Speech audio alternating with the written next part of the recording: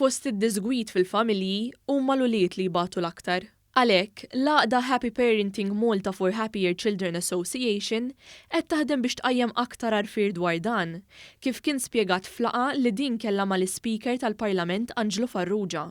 Il-President tal-Assoċjazzjoni Gauci qalet li s-sitwazzjoni kapaċi titjieb fost oħrajn b'aktar għarfien fost il-ġudikatura. Rridu nibdew mill-bidu li nirranġaw il-ġudikatura, li nitrenjaw il-ġudikatura u professjonisti oħra li jisiru jafu x'inhi parental alienation u x'inhi t-terapija ta' parental alienation.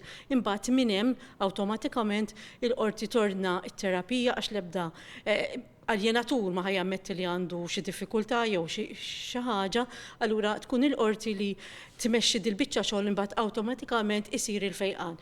Żiedet tispjega wkoll x'ħidma qed issir mal-assoċjazzjonijiet simili barra minn Malta. Aħna affiljati ma' Parental Alienation Europe u nsegwu x'qed isir internazzjonalment u aħna nagħtu is-suġġerimenti tagħna kemm il-Ministru Michael Falzon u anke lil Edward Zammit Lewis. Palissa qegħdin naħdmu ħafna biex jinġab jew inkella permezz ta' online isir training intensiv bħalma diġà qed ngħid għal din ir-realtà.